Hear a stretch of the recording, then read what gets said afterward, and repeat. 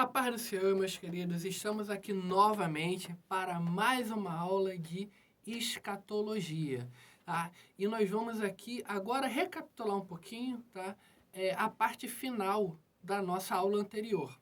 A parte final da nossa aula anterior, nós abordamos aqui formas de abordagem ao tema da escatologia. E abordamos a escatologia idealista, que ela defendia a ideia de que o reino seria implantado através do esforço dos cristãos. Tem a escatologia consciente, que defende que o reino de Deus ele é puramente escatológico, puramente futuro. Tem a escatologia idealizada, de C.H. Dodd, diz que todos os eventos relacionados à escatologia aconteceram todos na primeira vinda de Jesus. E tem a quarta abordagem, que é a escatologia inaugurada, que aborda a dicotomia do reino de Deus entre o já e o ainda não. Tá? Então, é só para recapitular essa parte final da aula. Aí, na aula de hoje, nós já vamos abordar 3 escolas de interpretação diferentes, que já não são as mesmas formas de abordagem que nós acabamos de falar e recapitular da aula anterior. Agora eu quero abordar aqui 3 escolas de interpretação diferentes. Essas 3 escolas de interpretação são as seguintes. Primeira, escola preterista, que vem do pretérito aí do português, que é passado. Os eventos descritos no Apocalipse já aconteceram no tempo dos apóstolos. Então, essa escola de interpretação preterista, ela vai abordar o seguinte, tudo que tinha de escatológico na Bíblia se cumpriu no período dos apóstolos.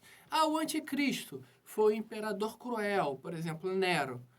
Então, eles vão sempre abordar que todos esses temas escatológicos já ocorreram no período apostólico e que não tem mais nada de escatológico para se cumprir hoje, a não ser a vida eterna. Mas essas profecias escatológicas de anticristo e tudo mais, tudo isso ficou restrito ao tempo dos apóstolos, aconteceu naquela época.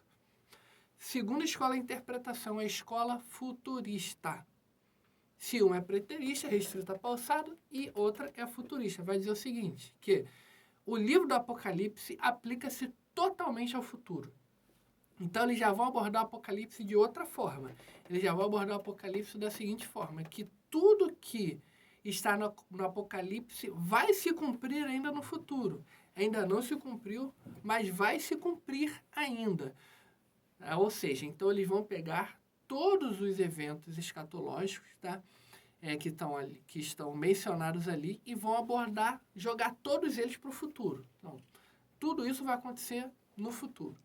E tem a terceira escola, que é a escola historicista. Essa escola historicista, eles vão ensinar o seguinte, que o livro de Apocalipse está se cumprindo desde o primeiro advento de Cristo. Então, eles vão abordar o seguinte, que tudo que está no livro de Apocalipse, ele vem se cumprindo ao longo da história. Ou seja, muitas coisas já se cumpriram na história e outras coisas ainda vão se cumprir. Então, a abordagem historicista, ele vai dizer o seguinte, que algumas profecias estão se cumprindo ao longo da história e que outras vão se cumprir. Isso está acontecendo desde a primeira vinda de Jesus Cristo. Então, recapitulando, escola preterista, tudo já aconteceu no tempo dos apóstolos. Escola futurista, tudo ainda vai acontecer no futuro. E escola historicista, as coisas estão acontecendo ao longo da história. Tá bom? Essas são as 3 escolas de interpretação. Aí vem a grande questão que nós vamos gastar um pouco de tempo nela, que são as controvérsias em torno do milênio. E essas controvérsias em torno do milênio são aí as grandes divisões que existem na interpretação do Apocalipse. Porque nós temos aí o texto do Apocalipse, capítulo 20, versículos 2 e 3, que diz o seguinte, ele prendeu o dragão, a antiga serpente, que é o diabo e Satanás, e amarrou-o por 1000 anos. Repita comigo. E amarrou por 1000 anos. e lançou no abismo, e ali o encerrou, ou aprisionou, e pôs o selo sobre ele, para que não mais engane as nações, até que os 1000 anos se acabem. E depois importa que seja solto por um pouco de tempo. Então, esse versículo aqui, tá? Esses dois versículos, Apocalipse 20, versículos 2 e 3, são os únicos versículos em toda a Bíblia Sagrada que abordam um período de 1000 anos. E esse é um período de 1000 anos em que Satanás será o quê? Preso, trancafiado.